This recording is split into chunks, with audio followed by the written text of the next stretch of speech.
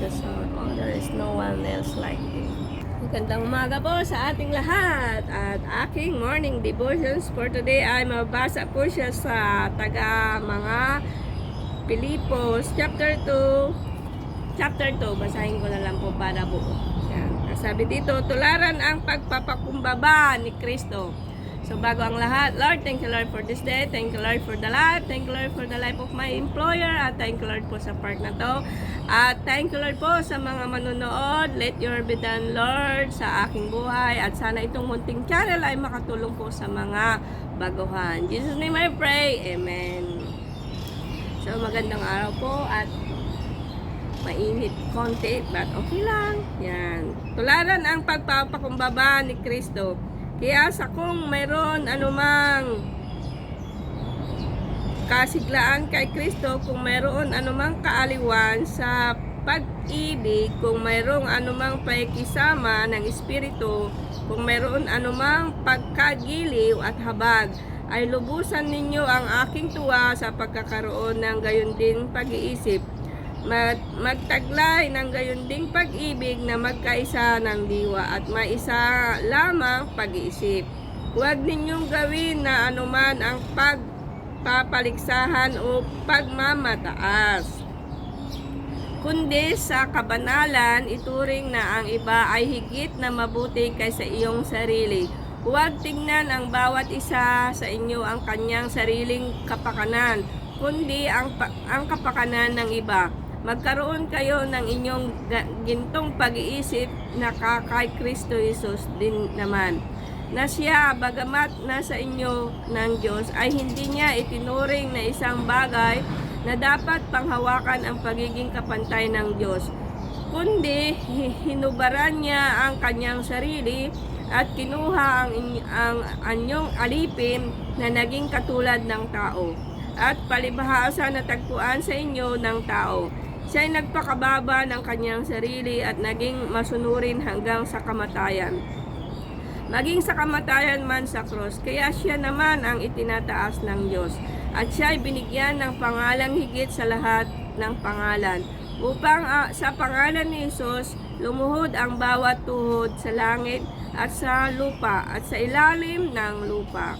Ipinahayag ng bawat dila na ni si Kristo ay Panginoon, ay ikaluluhati ng Diyos Ama, magsilbing ilaw sa sanlibutan. Kaya sa mga minamahal ko, kung paano lagi ninyo akong nasunod, hindi lamang sa harapan, kundi ang higit ngayon ay ako'y hindi ninyo kasama, at isagawa ninyo ang sariling kaligtasan na may takot at panginginig, sapagkat Diyos ang gumawa sa inyo maging pagnanais at paggawa para sa kanyang mabuting kalooban.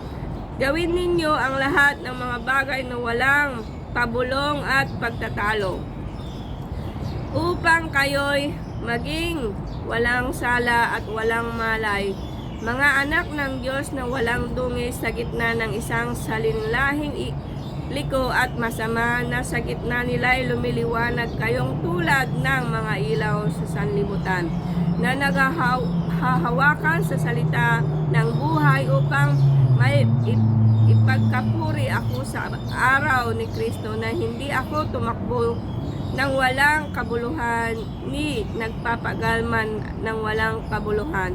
Oo, kahit ako'y ibuhos nila inuming handog ng sa ibabaw ay ialay at paglilingkod ng inyong pananampalataya, ako'y natutuwa at nakikigalak sa inyong lahat, at ang gayon ding paraan kayo'y natutuwa at nakikigalak sa akin.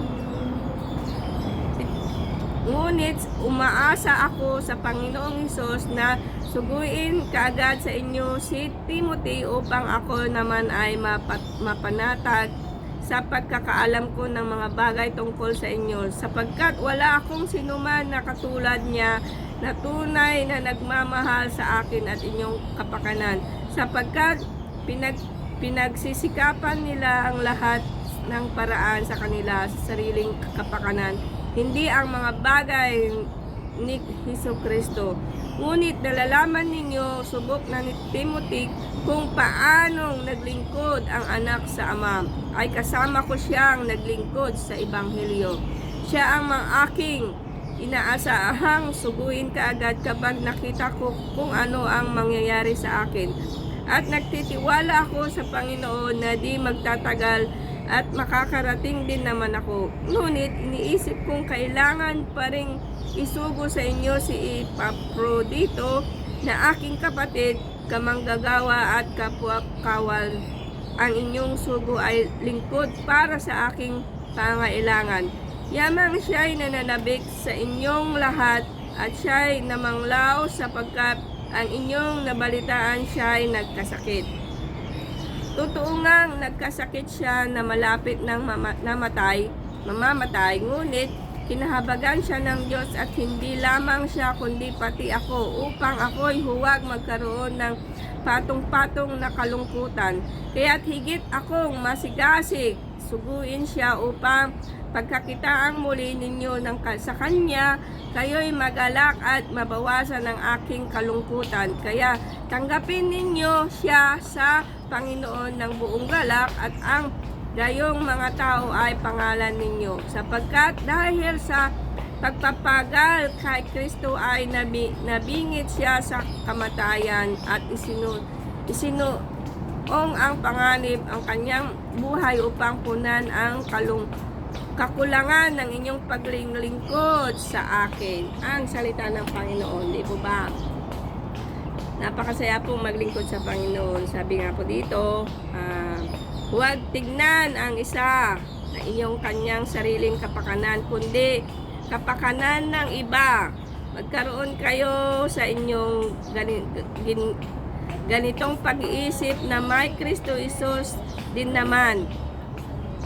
Siya'y bagamat nasa anyong tao ay hindi itinuring na isang bagay dapat na panghawakan ang pagiging kapantay ng Diyos, kundi hinubaran niya ang kanyang sarili at kinuha ang kanyang alipin na naging katulad ng tao. Di po ba? Alam niyo po, ang salita ng Panginoon at ang paglilingkod sa Panginoon ay tularan po natin ang pagpapakumbaba ni Hesukristo. Bumaba po siya dito, nagkatawang tao, at namuhay po siya ng talagang ang akala ng karamihan ay hindi siya yung talagang yung karamihan ay hindi siya yung talagang tagapagligtas. But kung titignan natin ang buhay natin ngayon, guys, katulad din natin ngayong henerasyon na to, dapat maging be Christ-likeness. Ano po yung Christ-likeness? Nag-iisip yun sa kapananangin ba? Hindi nag-iisip yun na ganito gawin ko, ganito gawin ko. Hindi po ganon. Si Jesus Christ, gumagawa siya ng iba't ibang klaseng himala, iba't ibang klaseng pagpapala, iba't ibang klaseng gawaing espiritual. Kung titingnan niyo po siya, hindi po siya, ito yung aking nakita sa kanyang pagiging tao. Yung lagi lang siyang nagbibigay ng magagandang aral. Yung ang nakita ko po dito tanim lang siya ng tanim.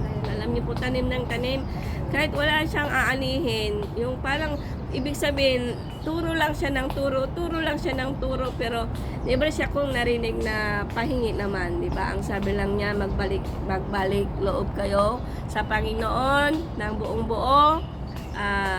Siyempre repentance at saka obedience, yun po yung talagang pinaka-importante sa lahat. Kahit kilala po natin si Jesucristo sa pangalan, kung hindi po natin nagagawa sa gawa, ay wala po, malabo po sa malabo pa po yun sa malabong paningin ng isang tao. Alam niyo po, ang pagbabasa po ng Bible po, ito po ay isang way po sa ating buhay. Huwag po tayong mag-rely lagi sa mga preacher or mga pastor o mga nagtuturo. Bakit po? Kasi yung yung isang konteksto, isang verse, magkakaiba po minsan yun na interpretation. So, ang acting titignan lang palagi, yung pagtuturo ng Panginoong Hesus. Maganda rin naman yung mga katulad ni Pablo. Siya yung talagang, kita nyo, mamamatay tao siya, pero binago siya ng Panginoon na talagang siya yung nagpatotoo na buhay ang Kristo sa buhay niya kasi nabago na siya talaga. So sa panahon natin ngayon, kung talaga tayo gusto nating maka-winning souls, unang-una, take your time, take your patience, unlimited dapat yan. Unlimited din yung financially but not to the point na yung umutang ka ha. Hindi ganon. Ang unlimited is kung ano'y kaya mo, yun ang ibigay mo, yun ang tulong. Kasi the once na tumulong ka tapos inutang mo rin, parang wala lang. Hindi yun. Kailangan pag tumulong ka, yung kayang-kaya mo, hindi mo kailangan umutang. Yun po kasi the more na umutang ka, naapektuhan eh. Alam nyo kasi pag ganito yun, pag umutang ka tapos pinautang mo sa kanya, alam nyo po ang pinaka apektado yung inutangan nyo. Kasi nagtiis yun, nag-ipon yun, tapos kumbaga sa kanya nyo ibinigay yung bigat. Kailangan ang pagtulong po is from the bottom of the heart, purely, wag pong mag-aalinlangan kasi pag may alinlangan po, may possibility po yan pag isang iglap lang na magkamali ka, ang daming madadamay, ganun po. So ang be Christ likeness po, kailangan po natin yung attitude, napaka-importante po yung attitude. Kahit ang ganda-ganda ng attire mo, kahit ang galing mong magsalita, kahit ang galing-galing mo sa lahat ng ministry, kung bagsak ka naman sa paikit-sama, lalo na sa iba't congregation, is asaan yun ang natutunan mo. So hanggang dito na lamang po at God bless everyone. Bye!